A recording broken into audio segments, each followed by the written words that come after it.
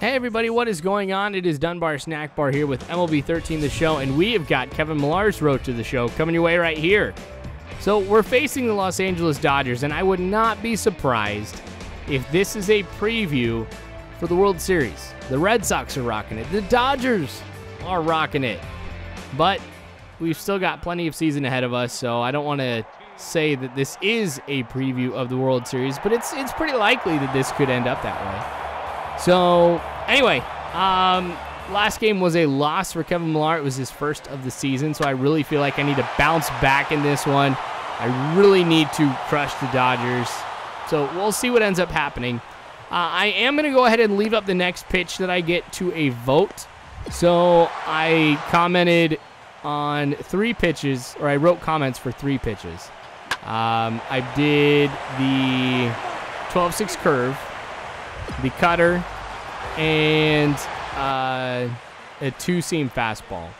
All right, so I'm going to make sure I put that in there. You like what you would want to see out of those, and whichever one gets the most votes, that's what I'm going to go with next year for Kevin Millar and his next pitch. So I'll leave that one up to you. Now, since we are playing at a National League ballpark, I do get to take a few swings up the plate.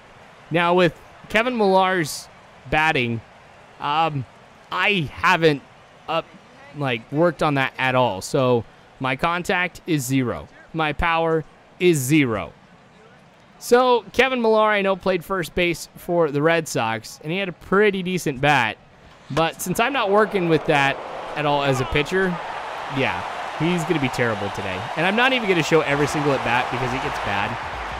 And some of the at-bats take a while. So don't want to waste your guys' time with it.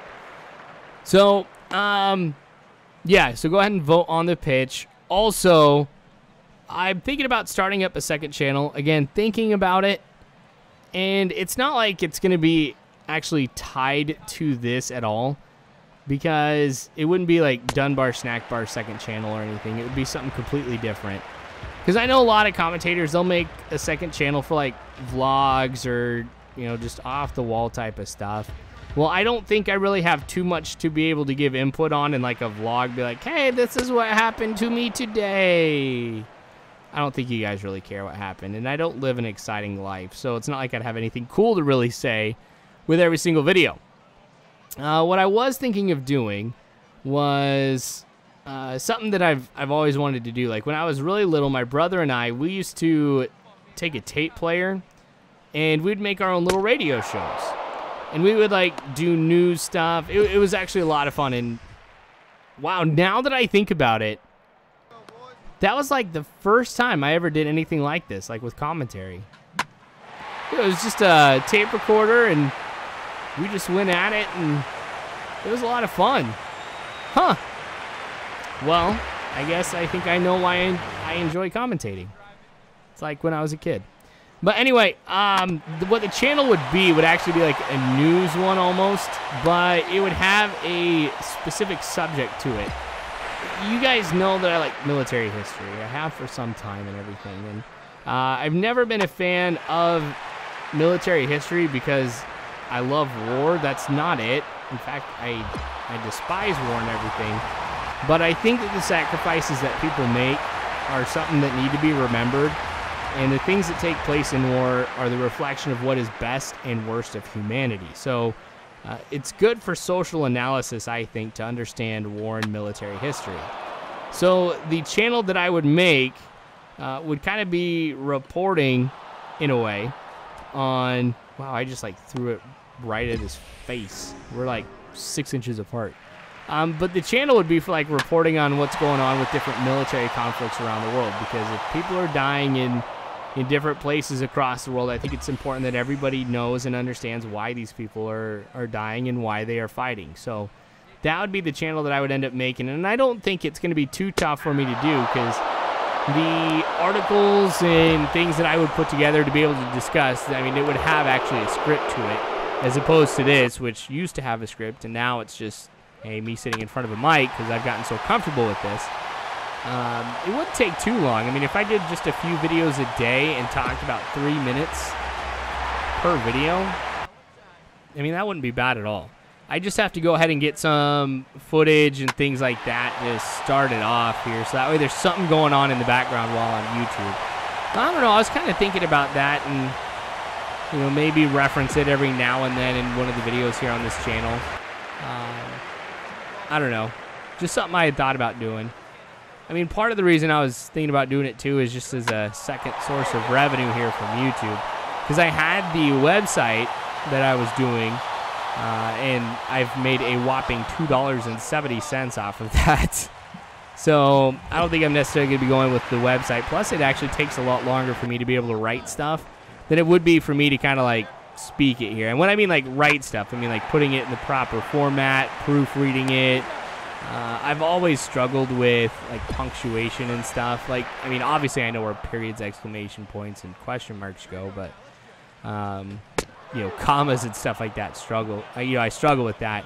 That's because when I was growing up, apparently they had like this experimental English program, just so kids could try and learn English a different way, and it didn't work.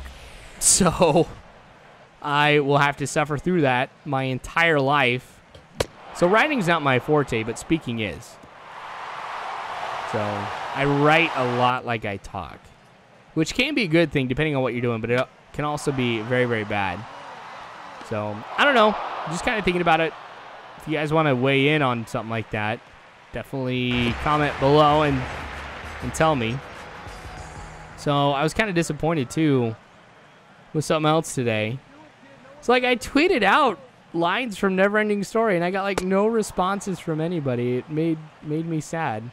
I was kind of thinking, I'm like, oh my gosh, what if I'm like really old compared to some other people, and it's just like Neverending Story? What's that? I would feel so terrible. But it's like this really cheesy 80s movie, which I enjoy making fun of. And I put on my Facebook, like my personal Facebook, that I was trying to get my wife to name our next son Atreyu or Falcor. But I think some people actually thought I was serious, which that cracked me up. But I didn't get anything from you guys. Sad day. Anyway, so far it's been a pretty good game for Kevin Millar, as you have noticed. I've had to go ahead and skip through a couple of the strikeouts just so we kind of get through this pretty quick, because it'd be very easy for me to make this like a 20-minute long video, but with the Kevin Millar series, that's actually kind of tough for me to be able to talk for 20 minutes, because as a pitcher, I don't know. That's, I think, the toughest part of commentary with baseball is how do you commentate 20 minutes of a pitcher? So, next video, too, will be a Q&A video. So, make sure you go ahead and send in your comments, too. There's going to be a lot of commenting on this video. I'm kind of excited about that. I wish there was a ton of commenting on my videos and stuff. But so, comment on your questions. Again, non-sports related. So I don't want to hear, how do you think that so-and-so is going to do for the rest of the year? What do you think of this person's injury? Stuff like that. I don't know. Like, that is more like for one person. The questions I like to answer are stuff that everybody could use to kind of get to know me a little bit more. Things like that. So, yeah, go ahead and comment, and then I'll try to remember. Actually, I will do it right now here. See, I'm getting the phone out. Well, actually, you guys can't see. So I'm going to tweet it out so it goes on Facebook, too. Send in your questions for the next Kevin Millar. Oops. Ah, dang it. L is not backspace. Millar. Q and A. Sweet. I will send that. All right. So now you guys know too, because I feel bad. The last time I did this, I said I was going to put it on Facebook and everything, and I didn't. Oh, exclamation point. Send. There we go. All right, so now I'm up at bat again. This is going to be awesome here, I think. All right, we're in the 9th inning here too. So we're up 5-0. I had one actually pretty good hit that went into right field, but it was caught. That one is going to split third and short. Kevin Millar's really slow. I've been saying I need to work on speed, and I think that really goes and proves my point here. Took a leisurely jog over to first is what it looked like. 3-0 count right now. So I've got a chance to be able to get on over to second. All right, there I go. So now I'm in scoring position. That'll actually be really weird for me to say Kevin Millar comes home and gets a run. I think this might be the first game. Maybe it's the second one. For some reason, I remember another one where I've actually been able to hit another walk. So I head over to third. Bases are loaded now. Dodgers, well, not where they want to be right now. So Rafael Soriano going to be coming in now. No outs either with the bases loaded. So even if the ball is hit on the ground and it's a double play, I will still be coming home unless the double play goes from home and then on over to first. There's the force at the plate now. So 0-2 count.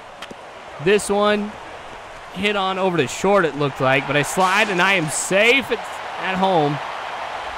So that's Kevin Millar's first run. Now I'm going to be pitching in the bottom of the ninth here with some dirt on my thigh. Matt Kemp, who hasn't been in the game at all, now comes in at the end, just trying to see if they can put anything together. 6-0. I've only allowed a couple hits in this game, too. So I said that I was really trying to bounce back from the last game, but I did not think that I would be having this much success. And I'm facing a tough part of the Dodgers lineup, so I'm going for the complete game shutout right now. That'd be nice to be able to get that, because every time you get the complete game shutout, there's a lot of points coming your way. So that's going to help out with me selecting my next pitch, because I should start off, and it would be, pretty awesome right from the get-go. A force to be reckoned with. All right, going to try to throw this one low and outside. Swing and a miss. Kemp strikes out. Welcome to the game, man. Welcome to the game. All right, one out now here. This one to D. Gordon. So play it first, no problem. Now we're one out away from the complete game shutout for Kevin Millar. It'd be the second of the year. That one popped up. I'm not going to be able to get that one from Middlebrooks. He'll make the catch. Game is done and over with.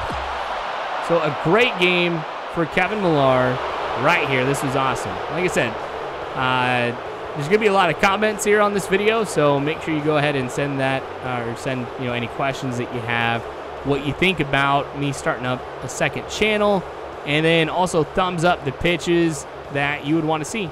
But thanks again, you guys. I sure do appreciate it. More of this to come later on. You can subscribe, of course, if you haven't already. Follow me on Facebook, Twitter, all that great jazz. I'm really tired, so I'm probably messing this up really bad. But anyway, you guys are awesome. Have a good one.